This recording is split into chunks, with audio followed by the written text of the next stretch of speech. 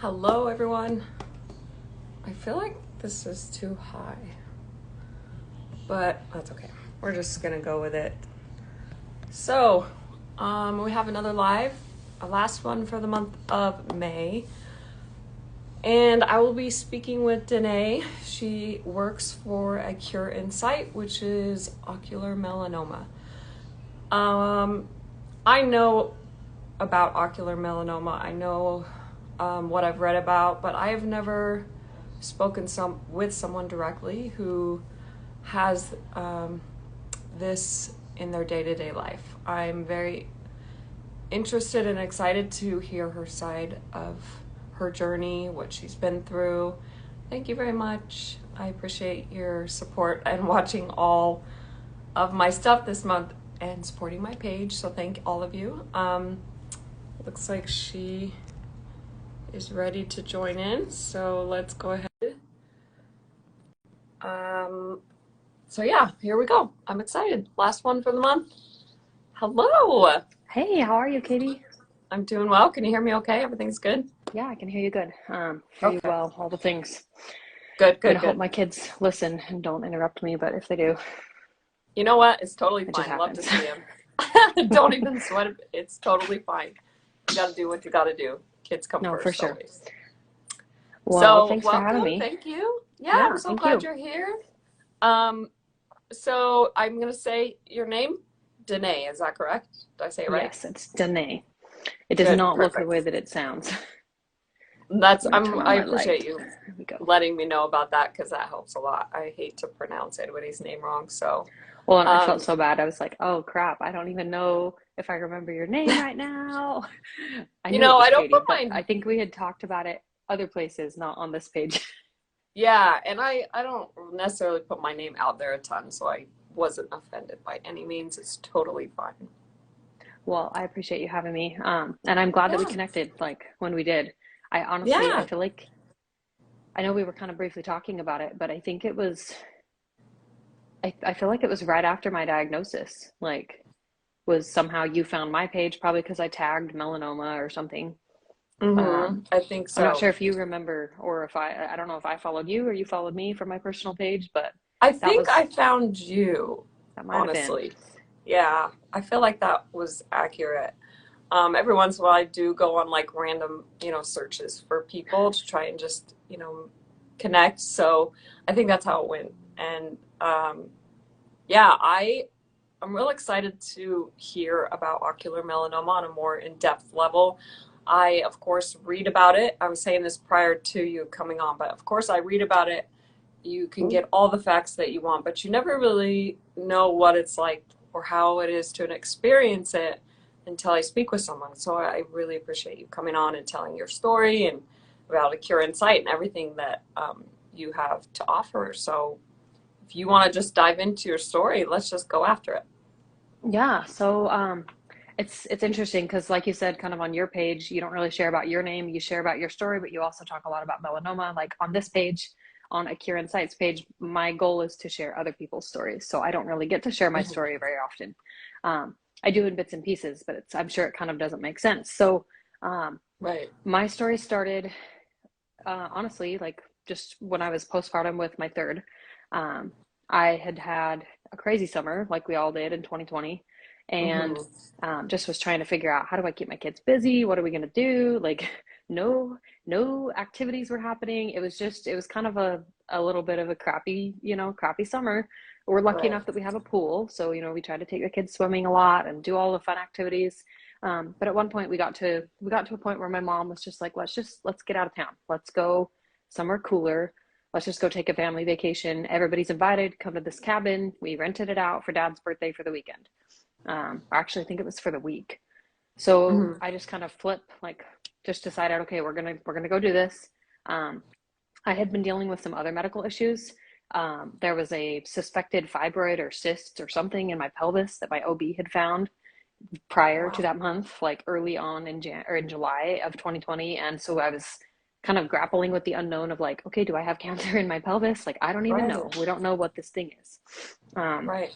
but I just decided we were going to go. So we went and we got there probably like on a Monday. And everything was fine. I mean, as fine as it can be when you have three young kids and you're at a cabin and everybody's sleeping in a new environment. Yeah. um, and I was obviously like still under a lot of stress waiting for these medical results to come in. And I woke up one day at the cabin and went to put in my contacts because I used to primarily only wear contacts. And Mhm. I kind of just, you know, how when you put your leg into pants or you put your arm into a shirt, like you typically, if you pay attention to it, you do the same one every time. And so Right. contacts are the same way. Like, so I went to put in my right contact, and that's the one I normally put in first. And and I kind of laughed because I'm like, what the heck? Like, this isn't even helping. Like, I still can't see. And I tapped my eye. Like, people would have Oh, thought I was wow. crazy. Like, I'm just sitting there in the mirror, like, is it in? Like, I can't, like, it was super blurry and I couldn't make sense of it. But I put the other one in and I could see with the other one. And I was like, okay, well, like, moving on. But I told my mom and I told my sister, and they knew that I was waiting for these medical results. And I joke with my sister. I'm like, you shouldn't make jokes about things like this because apparently you spoke it into reality. She's like, it's a brain tumor, and I'm like, don't say that. Oh, Um, oh so dear. I had this crazy day of like my vision just drastically changed in one day. And I went through the rest of the week kind of thinking, okay, maybe it's just stress, maybe it's, you know, just being in a new environment. I don't know, but it'll get better. Right. It wasn't getting better. So we were there for, 3 or 4 days. And by Thursday, it was really overwhelming. It was very disorienting because I mean, I went from I already can't see well to like this eye could see nothing, even with help. Like it was very all blurry. Like I don't know Was if you've it ever seen, painful? it wasn't painful, but Okay. it was just like massively blurry, like looking through a really, really bad looking glass. Right. um, Okay. like just the wrong prescription is kind of what it felt like. And Hmm. so I decided that evening, my husband had already gone home, but I decided, okay, like I'm just going to drive home tonight. I'm not going to wait till Friday to drive home. I'm going to see if I can get in with my optometrist. Because Hmm. I see an eye doctor. I mean, I have seen an eye doctor every year since I was 8 when my vision Right. changed and I started to need to wear glasses. And then when you have contacts, the way that eye visits work is you have to go every year to get a new Hmm. prescription and to get new contacts, unless you're able to buy like a 2 or 3 year supply of contacts, which it Right. just kind of depends. Some people do that, some people don't. I've never done that because pregnancy, hormones, it can just change your vision. So I've just never done Right. that. Um, so I went home, I made an appointment, and they got me in like on Friday that morning. They got me in really fast. When I told them like that I had drastic vision change in one eye, they're like, okay, let's get you in. Um, I go in and she's looking and she's doing all her tests, all of the extra tests too, like the retina scans, the things that are like the optional things when you go to the eye Yeah. exam.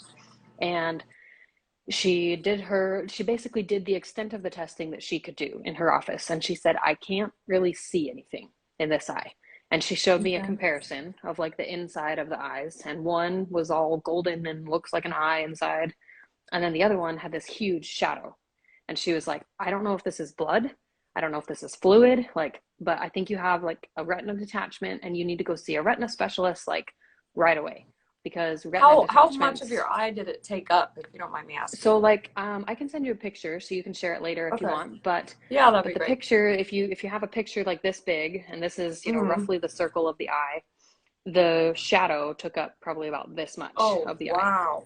Yeah, it was like in a huge shadow. And it was like, Wow. what is this? And her imaging Yeah. wasn't distinct enough to be able to tell. She just knew Oh. there was something blocking her sight into my eye. She didn't know what. And so she Hmm. sent me to a retina specialist that day. Keep in mind, this is Friday, July 31st. It's the end of the summer, the end of the month. Yeah. The fact that I was even able to get into the retina specialist that day was like a miracle in and of itself. Especially during But 2020, it was yeah, chaos. especially in 2020. And there were a lot of little things that lined up, but I ended up going to a Hmm. retina office where and I was, pretty, I mean, I was pretty nervous, but at the same time I had just gotten news that my MRI was clean for my abdomen, for the spot on my pelvis. They're like, it's just a fibroid, everything's fine. And I was Right. just I was very like, okay, like if I have a retina detachment, I don't know where it came from, but like it sounds like they can fix it. Right. And so I wasn't stressed. Like, I mean, I couldn't drive because when your eyes are dilated, some people are more sensitive to the light than others. So my Hmm. mom drove me, my husband's home with the kids. Like, it was crazy. But we got there and I was there for multiple hours. Like, it was surprising how long I was there. Wow. And happened to see like a friend who her sister like worked there, and I didn't even know she worked there, but it was nice to see like a friendly face in retrospect. Hmm. Um, Yeah, no kidding. but I go through all this testing, and the retina specialist basically comes in and he's like, so why do you think you're here? And I'm just like, through my mask, I'm like, well, I have a retina detachment, is what this gal said. And he's like, Yeah, well, you do. And I could just, I mean, you can just tell, you like when sense they it. have Yeah. you can sense it. Like Mm. I could just tell his tone of voice changed, his body language changed, he got a little more serious, and then he said the words tumor, and I was just like I Oh kind no, of, yeah, that's like not me. No, no. I couldn't even fully process it, and I was Yeah. just like, what do you mean? Like what do you mean there's a tumor in my eye? And keep in mind, this is COVID. I'm by myself. Like I'm completely alone. My mom is out in the waiting room, hopefully not freaking out, but probably freaking out because she's my mom. And like that, I mean, I think that was probably the worst part, is that I was by myself. Um, Literally gonna make me cry because I'm over here sorry. tearing up. No, it's a No, but lot. That's it was, heavy. I mean, as hard as it was, like it also turned out to be such a gift, because Mhm. the fact that I was by myself and that I could weather that news by myself just Mhm. it's now mental proof that like I could do that. It's not Yeah. fun, wouldn't choose to do it, but like I know I can handle it. And so, I mean, Mhm. from my personal page, like I talk frequently, or I have talked in the past, like just about resilience, like, and that's, to me, Mhm. that's what it is. It's being able to recognize those things in the past that I've done, and to go, okay, because I did this, I can now go and I can try to, show up to this. Um, Mhm. so he tells me, you've got a tumor. I'm pretty sure it's ocular melanoma. The general gist of the conversation was, by the way, don't Google. And I'm like, okay. Um, Mhm. and I really tried to. Like, I tried not to do any searching on Google. I think I did. I mean, I had the whole weekend to wait. You got to keep in mind. And Mhm. so I went home, still with very blurred vision, very disoriented, like, and had been told I had a tumor in my eye, and they could show me a picture, like it was huge. Um, and he told me I needed to see someone else who had better imaging and would do further testing and be able to officially diagnose if it was what he thought it was. Right. Um, and so I just had to make it, I had to make it to Wednesday, or then I think it got changed to a Tuesday. So kind of flash forward through the weekend. It was crazy. It was emotional. I don't even remember what we did. I feel like we might have gone and tried to just distract ourselves and stay present with Mhm. that. But like everybody, everybody in my circle, like my family, my husband, my friends, like everybody was just like, what? Like, Yeah. you have a tumor inside your eye. And I'm like, yeah, I don't really know much yet, but I know that Right. much. um, and It's hard to also, by the digest, way, I'm like sure. I can't see like over here. Um, Mhm. and so I hadn't really Googled a whole lot, but the stuff that I had Googled wasn't pretty. Um, and so I get to the retina specialist, who is more specialized in ocular melanoma diagnosis, and had, again, like another 3 to 4 hours of testing. Like it was absurd how long you're there. Um, Yeah. and and then the ultrasound tech comes in, and they give you this like pen. Well, they hold a pen, and it literally looks like a pen, and it has this little like bulb on it. And Mhm. then they're like, okay, I'm going to put some eye drops in your eye, and it's going to numb it so you can't feel anything. And we're just going to like take pictures of your eye. So like they have you close your eyelid, they have you open your eye, and they like put this cold jelly filling thing, and it just like pulsates to do an Oh wow. ultrasound of the eye itself. Um, I had a various different other retina type scans, like an OCT scan, and trying to remember what else. There was one where they actually flood you with like an ultraviolet neon dye, so that they can like Mhm. basically make the tumor like show up better in the imaging. And they did all those tests, and then I finally got to see the retina specialist. Here in Arizona, it was Matthew Welch who diagnosed me officially, I guess. And Mhm. and he just explained, this is what it is, and this is how we tackle it. And I'll go into that, like how the treatment works and stuff too. But Yeah. I went out of that appointment, after I recorded everything, because I was super nervous I was going to forget stuff. But my Of husband was course. there in the room with me, and I, got to have at least him there for that. Um, Mhm. but I just remember leaving that appointment feeling like, okay, We have a plan. We're going to tackle this. It's going to be fine. Mhm. Like, but looming, you know, in the back of my brain is what the nurse and the assistant have all said, which is, if we don't treat this, you die. Like, that's essentially that was, I mean, basically word for Wow. word what the tech told me is, if we do nothing, you will be dead in 6 months. That's And so, like, I wow. mean, this is not the It's way kind of that the amazing how you scientific go in that. community, like, Yeah, yeah, you go in the that like fight scientific, mode so quick. mhm, It's like you no do, matter what, and it's almost like everything else in your life is just it's there and you're doing it and you're functioning, but everything is just like, okay, I got a plan. I'm set forth. Like I'm not gonna cry. I'm not gonna be mad. I'm just doing what I'm supposed to be yeah. told, And and you it's process like all you the have feelings tunnel later. vision. You have like Yeah, tunnel vision of what is happening in the moment. And right. it's like you said, like you literally are so caught up in this tightly knit tunnel of like what you have to do essentially Hmm. to survive right here and Hmm. now, that you can't process everything until later. No. I mean, it's months down the road that Hmm. I know people in our community that are still processing even years later, because Me. it's a That's me. traumatic diagnosis. And I mean, Hmm. I think that's the case for any cancer, like that Yeah, you process this for the rest of your life, off and on, in some absolutely. shape or form. um so I left that, you know, appointment basically feeling like, we've got a plan, we have to treat this.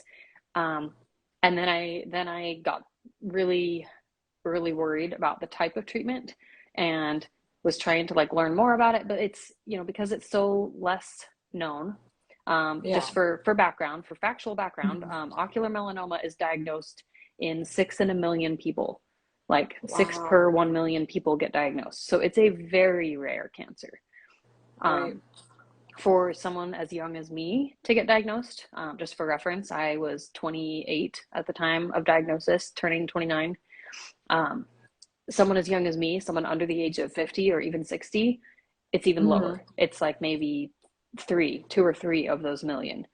Um, and then, Oh, you know, jeez. kind of break it down even further. If we have pediatric cases, which we do, I know of at least 30 pediatric cases Oh, in our community. And some of them are diagnosed at birth, some of them are diagnosed when they're 18, somewhere in between.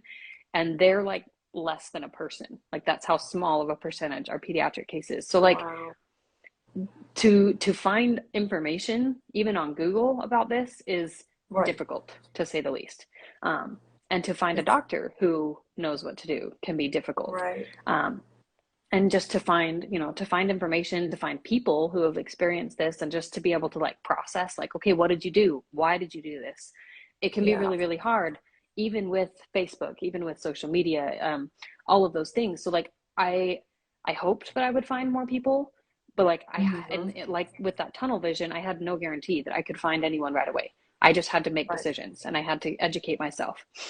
So I ended up switching doctors, and I went to see, just for my own peace of mind and just for how I felt with the doctor. And I went to see an ocular oncologist, who Smart, probably. is basically the best in the field at treating Hmm. and diagnosing. Um, and her name is Dr. Curley. She's in Phoenix, and she's wonderful. She's got, you know, just an incredible way of just managing, like, how to confront this diagnosis with the patient. And just like, her one of my favorite things that she says is like, you know, you go do life, and I'm going to worry about your tumor. Like, this is my job. A Your job is great to go and thing. live your life. I like And that. so she walked me through, you know, what does the treatment look like. And Hmm. for my tumor, just to kind of try to give you guys a reference point, the eyeball itself is somewhere in between, on average, 26 to 30. I want to say it's 26 to 30 millimeters in diameter. Um, Hmm. and my tumor thickness, so like, there's three dimensions to this tumor. So like, it goes across the bottom, the base, it goes Hmm. up, which is the thickness, and then it goes um, the other direction on the base, basically. And Okay. so they mostly, I mean, everyone is different. Ocular oncologists all treat it a little bit differently, but generally, um, they're looking at the thickness. So they're looking at how thick is this tumor. If it's teeny tiny on the base, but it's 13 millimeters thick, then that's considered maybe more of a large tumor, just because it's really tall. It's impeding into the eye more. Um, Okay. and so she explained that I had something that was called a choroidal melanoma, So we're gonna picture an onion real quick. You've got layers to your onion. So there's a Right. skin layer on the eye that's called the conjunctival layer, and that's the outside. And then you have the inner layers, which are made up of the choroid, and that choroid is where mine was originating from. And then you have Oh, the retina, and the retina is right. kind of the carpet on the inside of your eye. So picture like if you have, I don't know, a cabin and you have a tree root that's growing underneath the carpet. And Hmm. eventually that tree root gets bigger and bigger and bigger and it bursts through the carpet, even though the Right. carpet's been well laid. Right. So my retina essentially, was flat. And then this tumor is pushing, pushing, pushing, pushing until at one point it just like burst through, blossomed up, and that was what caused that immediate sudden eye vision loss. Wow. Um, and so she just is explaining, this is most likely what happened, and this is why it's as big as it is because it was compact, and then it burst through, and it kind of mushroomed out, if that makes sense. Did they say how And long, like, you had it roughly? Or was that ever spoke of? so the way that the way that ocular melanoma, at least the research that we have about it, says that it's slow growing. At least it's supposed to be. Okay. It's slow growing, and so someone whose tumor is found when it's much smaller, Hmm. it might be small for a while, under maybe 5 millimeters. Let's look at half a centimeter, right? Yeah. So half a centimeter is smaller than your fingernail. Doesn't seem very big, but when you put it in your eyeball, like that's a It's pretty big. sizable amount. Um, Yeah. it's sizable, but it's Hmm. still small enough that it's not really impeding very much of your vision. And so, Hmm. because of the way that mine grew, we don't really have a definite how long it was there. The other Okay. things that play a factor can be location. So the eyeball is a 360-degree orb. It goes all over, 360 degrees. Right. My tumor is in this front inner corner. Oh, So wow. what that means is that when you have a dilated eye exam, um, Hmm. dilation opens the eye like a tunnel for the doctor to Right. then open it up and see in the back of your eye. What Hmm. they don't see with dilation is the whole front remaining part of the eye. And so it's one of those things that, like, I mean, yes, here on our page, like, and when I talk about awareness, I tell people get your eyes checked because frankly it's better I than do that. nothing. It's I like do it it's better every than year. nothing. Yeah. But it can't catch everything. And in my case, it Hmm. didn't catch it until it was basically massive and impeding all of my vision. Uh, and they're really like, I didn't have any major indication that it was going on, other than I Right. think in January or February of 2020, I had had kind of just some vision distortion, but it wasn't Hmm. massive. It wasn't like this huge amount of vision loss, which was what I experienced in July of 2020. Right. And at the time in January, my optometrist, who was, I feel like I'd have to like, I just haven't really bothered because it's kind of a moot point now, but I'm pretty Hmm. sure she dilated my eyes because it was 2020 and she was like, well, we haven't done this in a while, let's do it. And so even Right. with dilation, she didn't see it. Um, Oh. there could be argument that it could have been found sooner had she looked better, had she used different equipment, but for something that's super rare, like there's just no way to know if she could have caught it sooner. Um, Wishful thinking can just, that would just make me resentful. And I've had plenty of time of being resentful of her for not finding it sooner, believe me. Um, Yeah, I but went to get my eyes dilated, and I do this with my daughter, and because she has contacts and whatnot. But they have this like, it's like a 3D machine mhm. where you're literally. I actually have a video of it on my page if you're ever interested in seeing it. But um, it's this machine, and she just like put my eyes, and I press up against it, and it literally goes all the way back in my eye. And I check every year for melanoma because you just never know. Yeah, Never well, know. and like, and then on the flip side, I now have skin checks every year. Well, actually, Yeah. I have them every 3 months right now, just because of the nature of my diagnosis. Um, Right. but it's not because skin cancer causes eye melanoma or because Right. eye cancer causes skin melanoma. It's Right. because you have a type of melanoma, you fall in the demographic that also is susceptible to this other type of melanoma. You definitely Right. want to get checked on both fronts. So Um, with ocular melanoma, it still could go anywhere, correct? Like, So the way that it works is that if left untreated, Hmm. the cells travel down the optic nerve, and they just through studying, we know that the most likely places that they go, those cells, is they'll go through your bloodstream, and they can take months, years, but they end up in your liver or your lungs. Occasionally, you have, the rare case of someone who it goes to their pancreas, or someone that it goes to their bones, or it goes to their brain. But for the most part, a uveal melanoma or a choroidal melanoma tumor is most likely to spread, if it does spread, to the liver or the lungs, which makes like no sense. Oh, I would think the But brain, you would think, you would think, but automatically. because of the But way that the limbic, and this is just part of what I've learned, but like because of the way that the limbic system works, I think it's the limbic system.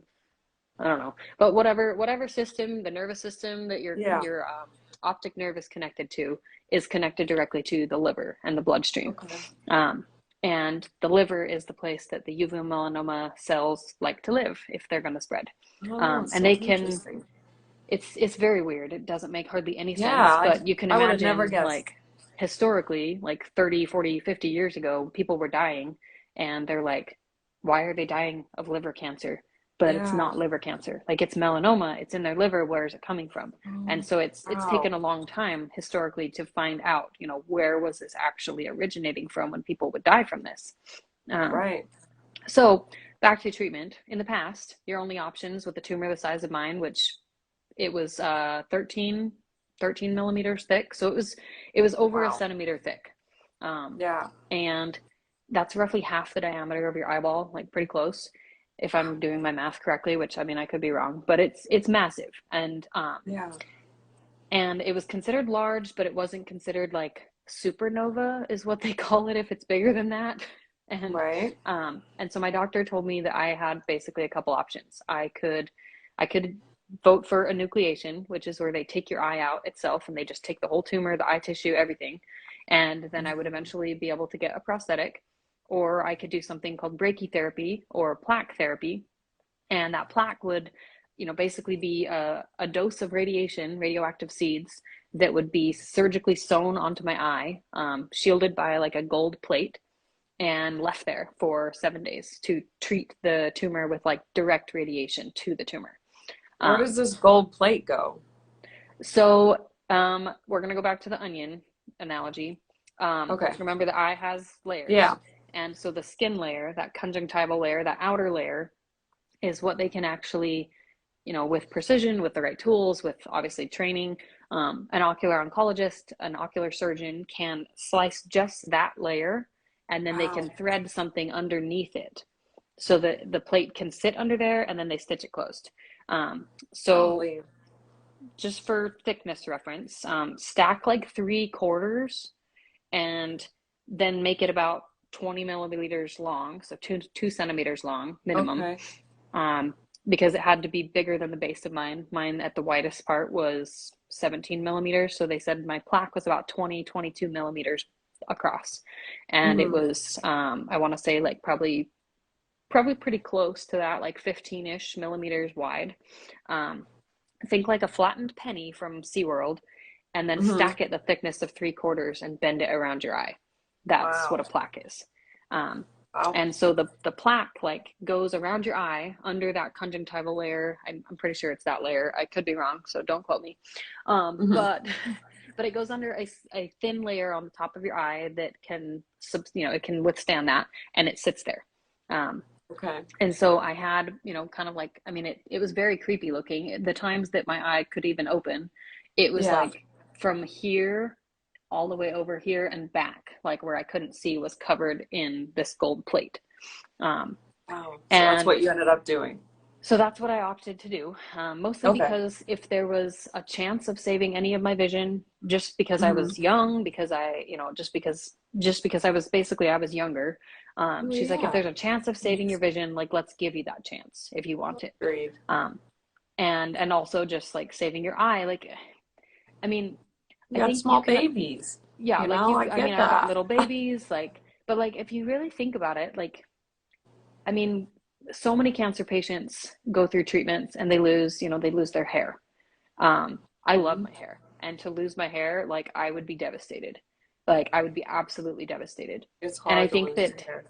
I think that like our hair, our eyes, even just like other body parts, like a hand, a leg, like we have like parts of our identity are tied up in that. And Agreed. Yeah. so the confronted with the idea that I could choose, I couldn't make that choice in the moment. No, Some for sure. people are able to make that choice and they just say, I want the tumor out. I need to just have it out of my body, like get it out. Hmm. And I didn't feel like I could make that choice, and I also didn't feel like I had to at the time. It was basically like, here's an option, but this isn't your only option. And so Okay. we went ahead with the brachytherapy. That was at the end of August. So basically, from the time of finding the tumor on July Hmm. 31st, it was just barely under a month. It was about 4 weeks from diagnosis to actual starting the treatment. And so I went in and I had this surgery done where they put you under. And that was another reason I switched doctors, is the other doctor was like, we're going to do awake surgery. And I was like, no, no, we're not. Wow, that'd be so scary. Like, no, we're not. I'm gonna go find another doctor. Thank you. Absolutely You not. No. can do awake surgery on somebody else. I'm gonna take my chances with the anesthesia. Yeah, I wouldn't And want to hear all that. No, I yeah, agree. yeah. So I opted to do the brachytherapy, and it was, I mean, it was a hard week because Mm. the when you have a radiation plaque, like it's a piece of metal with radiation on it that then makes you radioactive. Um, And at the time, like I said at the beginning, like I had a 9-month-old, and my oldest was, crap, how old was he? He was turning 7, I think. Um, Mhm. and like I had little kids. My middle was, in preschool still, and I mean, it was super super challenging because when you have Mhm. radiation or you're actively being treated with radiation, Can't hold them. you can't hold them, you can't be with them, they can't be in the room. um That destroyed me too. I had the same issue, and it's really hard to deal with. I feel you on that. yeah, and it's like I made it through it, but like, I mean, I wouldn't wish it on anyone. Hmm. um and I had to, just to be safe. I mean, I can logically try to make sense of it in so many different ways, but I mean, I was breastfeeding successfully with this baby. It was probably my best breastfeeding Me experience with a baby, too. and And you had to I had to stop, huh? stop Oh, I had the because it same wasn't issue. it wasn't sustainable for me to be pumping and in a bunch of pain, and for like I would have to pump and dump for a week because I wouldn't want Hmm. any radioactive milk going to the baby. And Hmm. then after that, then it was like, okay, I wouldn't be radioactive after that, but then would she even still nurse after being away from me for a whole week? Um, Yeah. and so I decided that it was in the better interest to just give that up. But it was Hmm. something that cancer took. Like I didn't get to keep that and I make that decision totally myself. understand that. Yeah. Um, It makes you at so least not in the angry. way that I would have wanted. Um, Yeah. and so it was a really hard week, not just being away from my kids, but it was excruciatingly painful. Um, I couldn't, like, the first day or two, I like couldn't open either of my eyes. And if you understand about like how vision works and the way that vision works in our brain, it makes more sense. But I didn't understand it at the time. Um, our eyes are so connected, and when we grow up Hmm. having vision in both eyes, they work together. They're in tandem all the time. They're moving Yeah. together. They're processing the world together. And to have one get severely traumatized, like with this Yeah. surgery and this massive piece of metal that's just like left there. Um, to have one go through that, like it does make sense that the other eye was like, I can't do anything. And so Oh, I that does couldn't make see for sense. like I couldn't see for like at least a full 24 hours after my surgery because I couldn't even open this eye without this Hmm. eye trying to open and it causing tons of pain. Um, and Oh, so I had to like train my eye for the better part of that whole week to try to like stay closed over here without, because I couldn't push on it. I couldn't like pull yeah, on because it you and push it. when you open your eyes, when obviously it wants to Yeah, open with like it. it wants to open. Like it's not just, its Yeah. natural state is not to sit here and rest. And Right. um, so it was really, really painful for me. And other people, they don't have that difficult of an experience, but for me, it was really painful. Hmm. I I love Harry Potter, and one of the things that I talked about is like the day that I Yes. had the surgery to take it out. um, I woke up, and I mean, the first time going under and then coming back to under the anesthesia with the plaque, I could hardly Mm, wake up. Like I couldn't open my eyes. I was super disoriented. It was a horrible experience, like very bad yeah. anesthesia experience.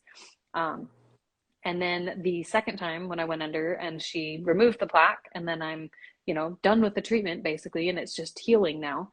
Um, it was like night and day difference. I felt like I came to really fast. I was alert. I was like chipper. I'm like, you guys want to give me some food? Because I'm hungry. I'm thirsty. Like I want stuff. Yeah. And they're like, how are you feeling? I'm like, I'm fine. Like I feel fine.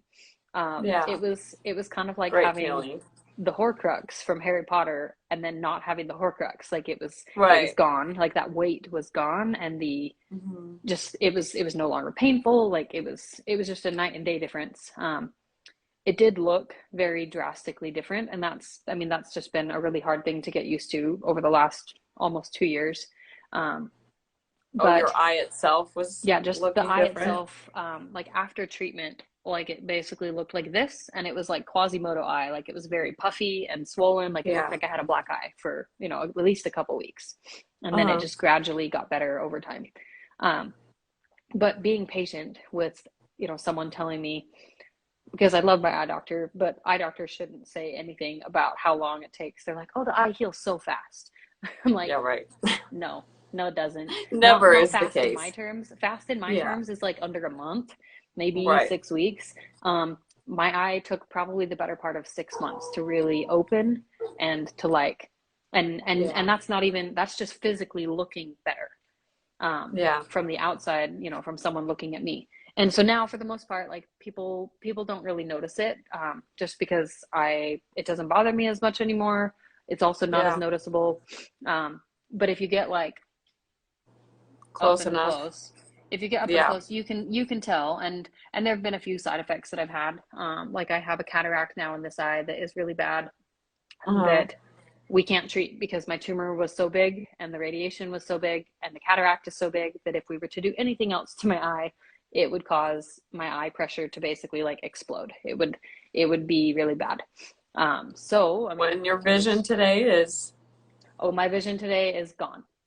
That was the, I guess, the most sucky part of the actual eye treatment, is that we had hoped that we would be able to maintain some vision.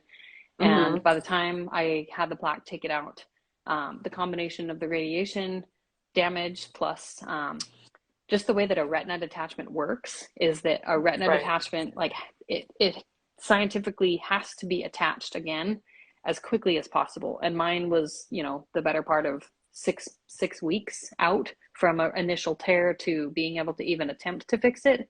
Yeah. And there was also this massive tumor, poking out of it.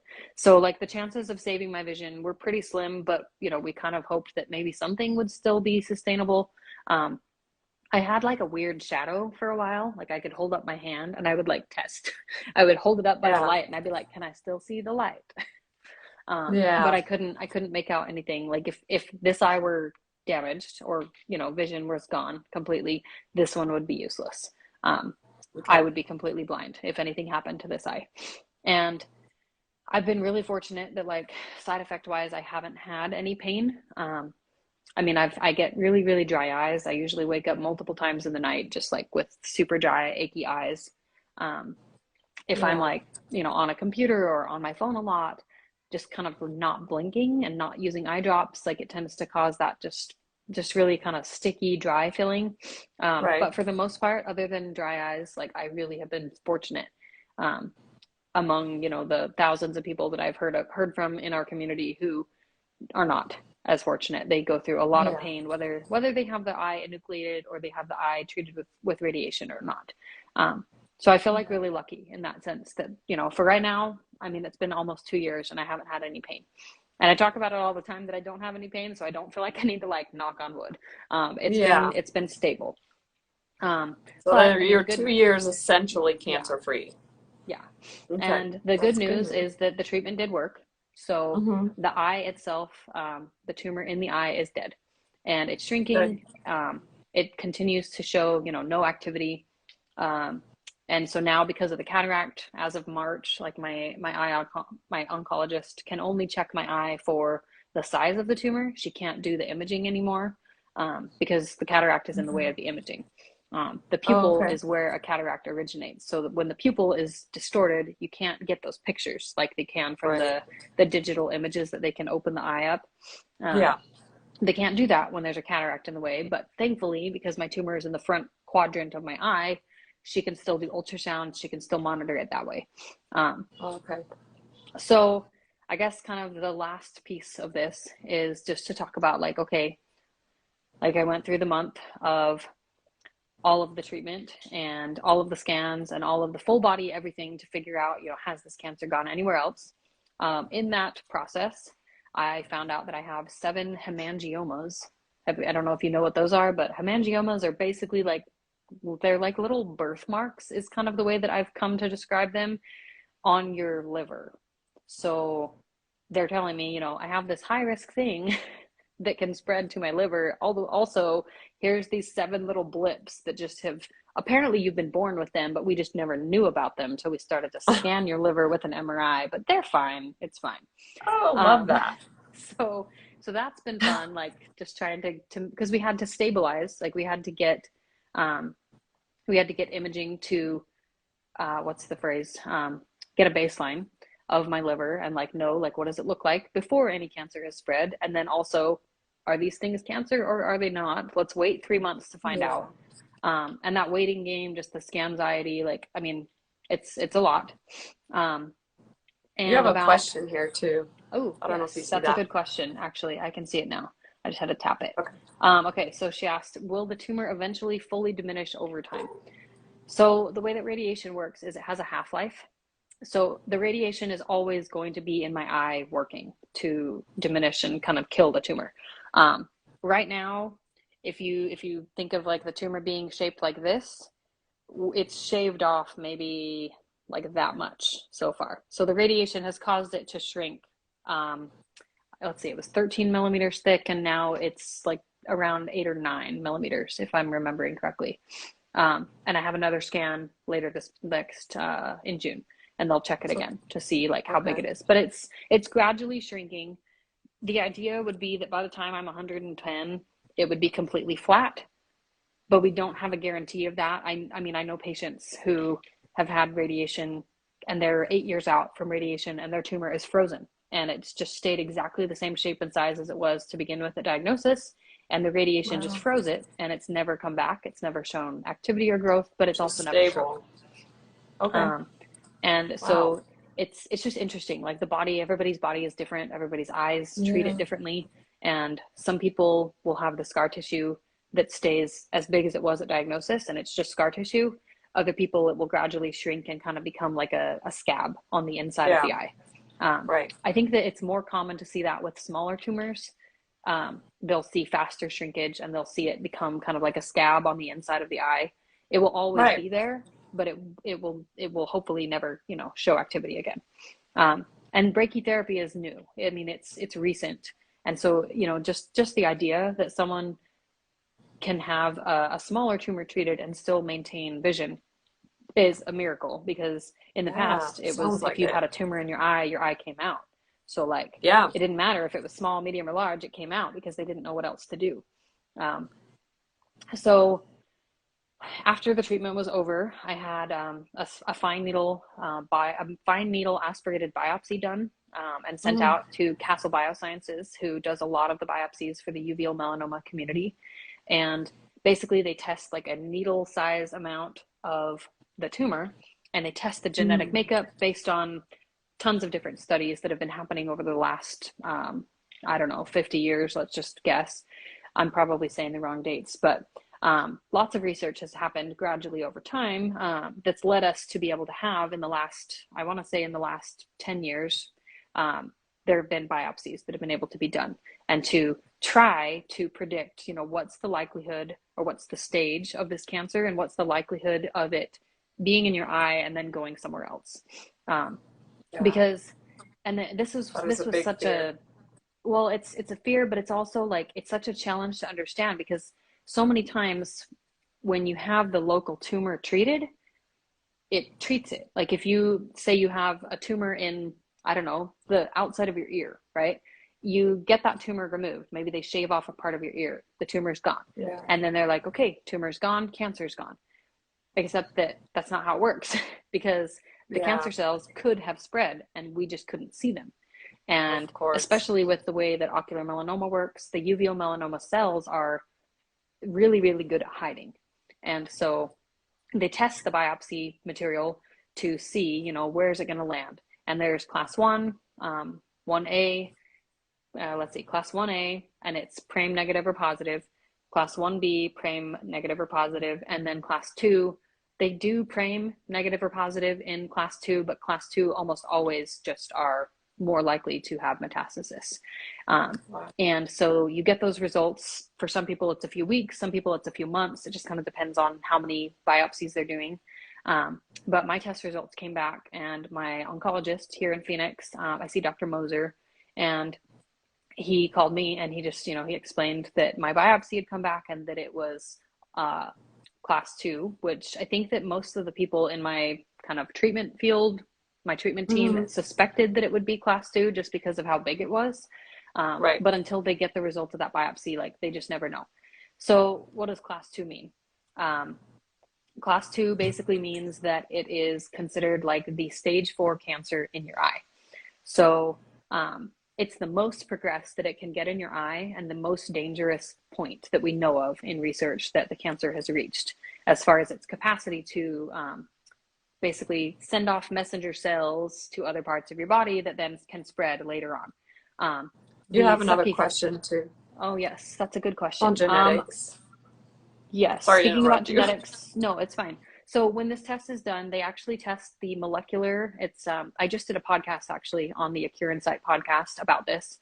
But the Mm. test that is done is a molecular biopsy. So it's molecular testing.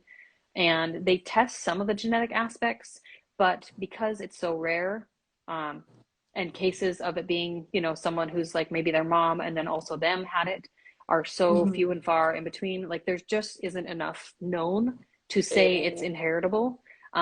They do try though to test because there are some markers. Like there's a BAP1 gene, which I don't know if you're familiar with that one, but Right. it's a genetic mutation that some people Hmm. have and some people don't, and it can make it so that you're predisposed to, like, I think it's like kidney cancer and breast cancer and a few other things. Like your genetics say these cancers are a risk for your family.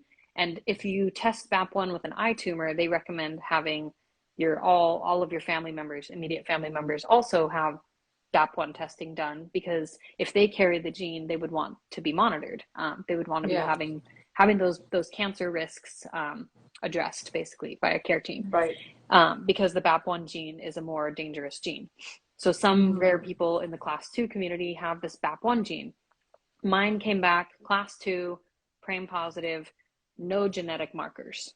So basically, any of the known genetic markers that have been studied for uveal melanoma, they couldn't pinpoint and say there's actually something that we think could potentially cause this to genetically pass on to your children. But here's Thank how this goodness. works in my brain as a mom.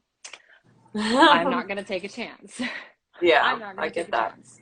So my kids have eye exams. Even the baby, I have a 2-year-old, and she got her eyes checked and dilated this year. Um, my older two are 8 and 6, and they will have eye checks every year for, I hope, the Me rest of too. their life. Because I mean, I guess I can only do so much. But the best thing that an early detection eye exam can do is it can find something like a freckle on your eye. Think like a freckle on your skin or a mole on your Yeah. skin. If they find something like that and they know it's there, they can watch it. And if they can Okay. watch it, they can see if it changes. So if you are someone who maybe you've been told by like an ophthalmologist or a retina specialist for any reason that you have a nevus is what it's called, or a freckle on your eye, that's Hmm. something that you should be monitored regularly, because a freckle on your eye can be just like a mole on your skin. It can be fine, and then Right. one day it's not. Hmm. And the sooner they can detect that, the better. Like the better prognosis of patients happens when their eye tumor is detected in its early stages, when it's still class 1 All instead I of had to class do 2. is tell my ophthalmologist, I said, I have a history of stage 4 melanoma. I need to keep up with my eye exams. And he's like, Yeah. absolutely, we will do them regularly. We will Yeah. take notice of every inch of your eye. And I'm very, very particular about that. Yeah. And I think that's a really, I mean, but that's a challenging, it's even just in our community, it's a challenging thing to get to that place of awareness Yeah. because there's so many people who go, I mean, I was having eye checks every year and my tumor Yeah.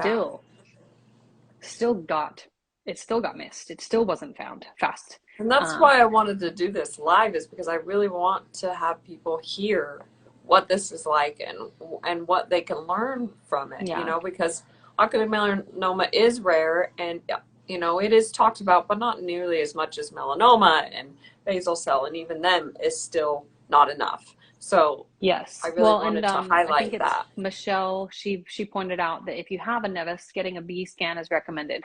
Um, so yeah, if you Hmm. have a nevus, I guess this is, I am not a professional. This is just my Right. opinion. Um, Hmm. but a nevus is something that should be it should be monitored by, both a retina specialist or someone who is a specialist of, understanding ocular melanoma. Um, and they should be ultrasounding your eye at that point. They shouldn't just be doing a Yeah. retina scan or a dilated eye exam. Like they should be ultrasounding your More eye in because depth. if you have one, I mean, it's the same as a full body skin check. If you have a mole on your Yeah. head, they should be checking your whole body. Like if you have a Exactly. suspicious mole in one place, let's check the whole body because your skin is everywhere. The same with the Yeah. retina. The retina, think of it as like the inside skin of your eye. Your retina Hmm. goes 360 degrees all the way around. You've got to check every inch of that baby. Like you can't leave Yeah. any of it unchecked. Um, Makes so much so if sense. I, discovered that my child had a nevus or, a freckle on his eye anywhere, that would be something that I would then want an ultrasound done. And just because I have a history of eye melanoma, like it also may be something that every 5 years I ask for my children to get an ultrasound on their eye because I don't Yeah. want to chance them having something in the front, just like me, that doesn't get found until it's something, right? So like there's just a lot So of much to personal learn. decisions Yeah, that there's go so much to into learn. understanding and learning about this for sure.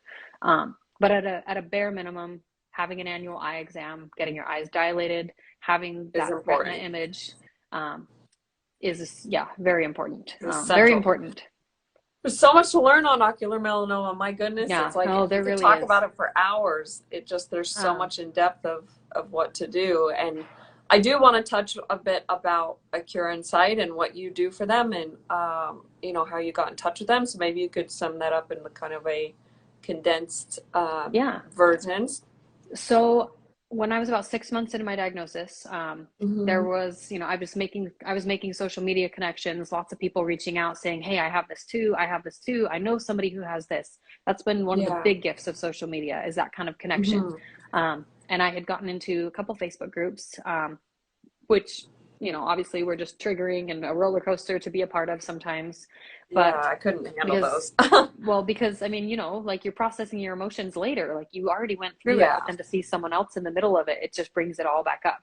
um, Hmm. but I was approached by the president of this nonprofit called Acure Insight, Melody, who she was the founder, one of the founding members, who they are Hmm. a group of patients who founded Acure Insight about 10 years ago, a little over 10 years, Okay. because they felt that the patients needed a support system, and they Yeah. needed a patient-led organization that understood, what it's like to go through this on an emotional and a mental level, that could help patients advocate for themselves if they were newer in diagnosis, and just to know, like, what kinds of questions do you want to ask, what kinds of Right. treatments should you be offered, because with such a rare cancer, you've got an eye doctor over here who does a great job, and you've got an eye doctor over here who blows it off and says this isn't something to worry about, you're going to be totally fine. The problem, And yeah, for so it's sure. a problem for sure. And so Hmm. we wanted to just open this up to make sure, or they wanted to make sure, that patients had a place to go for Yeah. support, for education, and as they've grown, as they've, obviously social media has grown and changed, they wanted Hmm. to have a social media presence of being able to post about and to connect with people on a social media basis. And Yeah. so obviously, you found me through me sharing my story on social media. I have Hmm. never been someone to just sit back and process behind the scenes. I am a Used on to. the go processing kind of a person, and I have done a lot of work on myself, and And I don't have any problem with sharing openly about something that I'm struggling with or that I'm going through, because I trust that if I talk about it, it'll help someone else too. Agreed. And Yeah. um, and so because I kind of already had been doing that on my own personal page, she approached me and just said, hey, we need someone to help grow our Instagram. We want to grow Hmm. on TikTok. We want to expand on social media so that we can find patients who are younger, who are, maybe just not as aware, or maybe they are 20 years down the road in their diagnosis and they never found Yeah. anyone, and now they're finding this community now. Like, we want Right. patients to know that they matter. We want them to have a place to go. And social Community. media, I guess, has become a way that we both connect with the patients. So I mean, my job is to post about, I talk about other patients' stories, so I help people connect with each Yeah. other. But Hmm. I also just try to, I guess, personally just bring a little bit of, like, just reality and realness, like, to this diagnosis. Like, I Yeah, don't you do a good sugarcoat it. job. Hmm. You do a And so, good like, job I'll at talk that. about I'll talk about like scamxiety and how scary it is to go into that MRI knowing that I now get to have, dye put in my system. I get to go in this tiny tube and I have to close my eyes and take lots of deep breaths and then come out and wait for People need that. days or a week They need or that. 2 weeks Yeah. to get those results and to know, am I still cancer free or am I not? And if I'm not, Yeah. then what? So we connect patients with each other in that way. But I think my biggest mission, at least with our social media side of things, is just to give people who come to our page who have ocular melanoma a way to share this if they're just not Hmm. able to do it themselves. Like, I want to give them Agreed. a voice, Yeah. and and so I hope that that's, what the patients who we have in our demographic, here on Instagram, on Facebook, I hope that they feel that they can then take anything that I share and they can share it and say, this is how I feel, without having to like dive For into it, sure. or maybe, because not everybody's ready to process that at the same level and at the same rate. But if I can just give people a voice, if I can help them understand that they're not alone, um, Hmm. if we can then, as a community, continue to educate the public. One of my big things that I love doing is I encourage people, like, share your story. Like, I can't make you do it, but like, You I sound like promise the me. reward, like, Yeah. I promise the reward is worth it. It helps you. I Yeah. mean, there's so many benefits to sharing your story openly, So many. especially with something like a rare cancer like this, is that it gets more Yeah. eyes. It gets more people aware of, this is a possibility. Go get your eyes checked. Um, and And I do so we hope do people that. get that from this live, is that Yeah, they're I like, really oh, hope I to. need to get to the eye doctor. Um, That's my one of my Trying to main think. goals for this live, to learn from you, learn Yeah. from how it's serious ocular melanoma is, and what the stakes are if you're not up to date with this. Yeah. Well, and I think one of the biggest things that we confront as a patient community, and that I speak to a lot on our page, um, is that we walk. We walk with the unknown, like, every day. Um, Yes. and when you have eye cancer and your eyesight is different, or maybe you lose your eye to this eye cancer, it's like a you wake up, you literally open your eyes, and you're reminded that something is different, because Hmm. your vision is forever different, whether it's because you're Yeah. monovision now and you only have one working eye, or this one only can see through like a pinprick of, light. Like, there's just so Yeah. many different areas along the spectrum of like how people can see, but That'd be so challenge. I mean, that'd be a it's very huge disorienting. change. I took probably, for me, it took like 6 months of really just adjusting. And I had headaches. It was very Yeah. visually overstimulating to only have one eye to like carry the load of everything that I did Yeah, that's in got to daily be life. stressed on that eye. Um, Your eye had to so just be helping people worn out. understand, like, those kind of invisible burdens that someone with Yeah. ocular melanoma carries. That's something that Yeah. we try to talk about and just help give people, again, just give them the voice to be able to share that and to say, like, this is a part of what I go through, and this is part of why I talk about this, or part of why I want to talk about this more. Um, but at the Yeah. bottom line, like, our social media, like what we do here at Acure Insight with the podcast, I do host the podcast called the I Believe Podcast, where we capture stories of patients and we let them come on and do something like this. And we just let them Yeah. have their own voice and just tell their story, talk about what led to their diagnosis, because it's so rare and everyone's stories are so different. There's plenty Yeah. of similarities, but just having more stories out there to be able to share and to understand, like, you know, this can happen to someone with brown eyes. This can happen to someone with green Hmm. eyes. This can happen to a kid. Hmm. This can happen to somebody who's 50, who's super Yeah. healthy. Like, Yeah. there's no rhyme or reason to it. Um, but also, like, just that, you know, it is something to be aware of. It's something that we can be connected by as a community. Um, and as far as like kind of other aspects of what we do here, we try to share some of the latest research. We work hard as an organization to be aware of the new research that's happening in the field with cancer, um, as well as, you know, make our name known to the cancer community and to the American cancer organizations, um, Yeah. like the different events, you know, the conferences that happen, like ASCO and ARVOCO. No, that's ASCO. I don't know. I can't Hmm. remember the name of the other one right now, but there's multiple different conferences that happen where cancer doctors, oncologists, retina specialists, they'll come, and we want to, you know, be there to like Yeah. make a presence known to say, hey, we're the people who have this. You should listen to us. We have something to say about how That's we feel great. like this needs to be treated, or we want, Yeah. like, one of our biggest things is we would love to see the American Retina Association. We would love to see them actually make it a standard of care that annual eye exams are covered, and that they Yeah. are encouraged to be covered for this reason. I Because agree. if it's only covered every 2 years, or only at necessity if you have glasses, people don't go. And if they don't go, No. then this doesn't get found until suddenly, bam, they can't see and they're going to the eye doctor like, what happened? So No. if we can So make this true. standard of care, like that is something that we really want as a patient community. Is we want this to be standard of care to have dilated eye exams, Makes comprehensive sense. dilated eye exams every year. Um, Yeah, because you got to but pay for it now.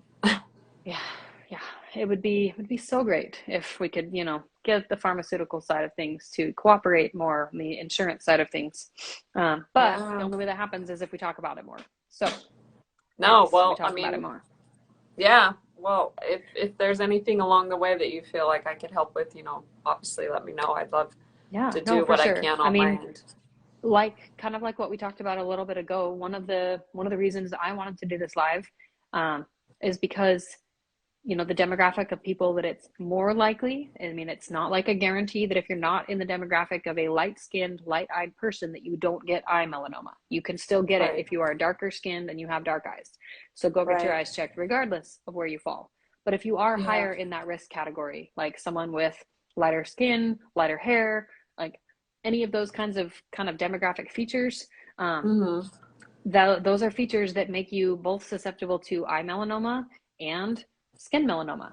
And Yeah. so, as an eye cancer community, we as patients, like, we need to be aware that we've got to get our skin checked too. We can't just like be so overwhelmed with everything going on with our eye that we Yeah. neglect our skin. They coincide. Um, they do coincide, and you know, they don't cause each other. It's very rare Right. for eye melanoma to show up on the skin, though it does happen. It's just Right. very, very, Okay. very rare, and Yeah.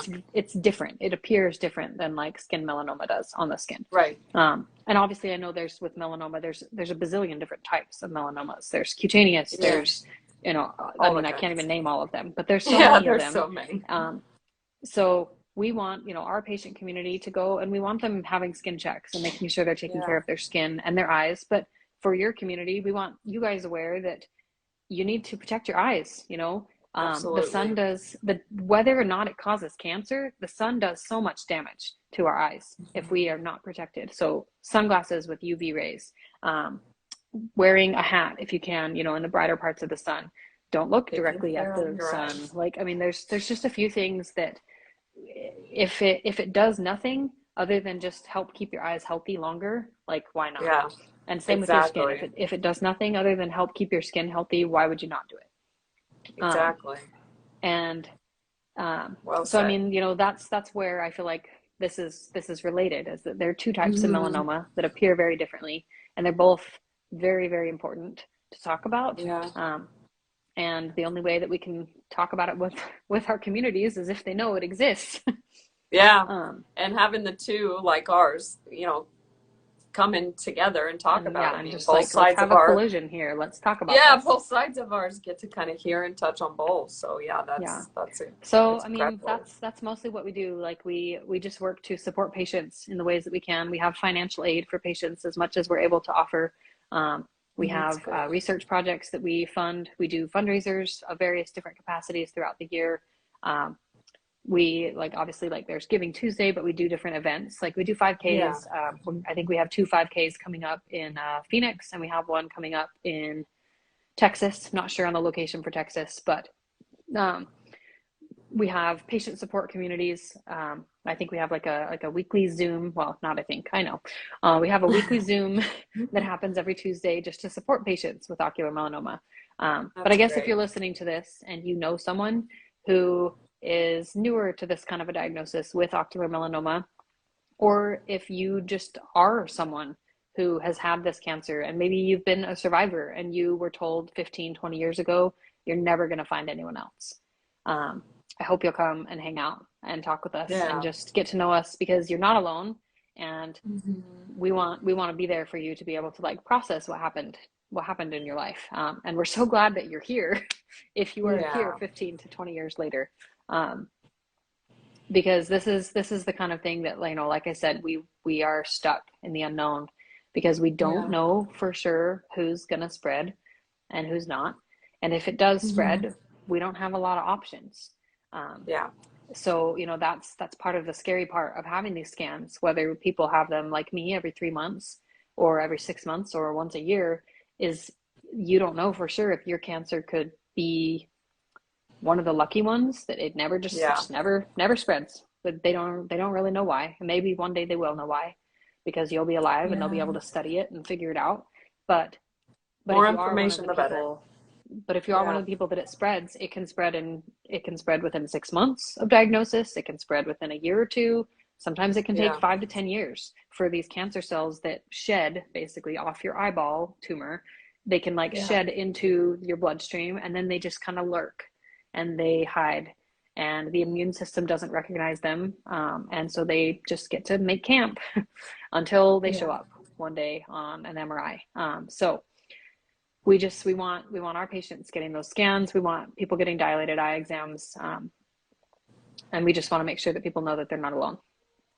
Well, I have to say, with um, all of what you guys do, I mean, I am constantly on your page, just scrolling and trying to learn and reading stories and stuff. So I encourage everyone who has watched this video or able to watch it down the road, that you just go to their page and their website, check them out. Just read some of these. They're really important. Some of these stories are just really valuable information, and just it's always good to have as much knowledge as you can. So I hope that Yeah.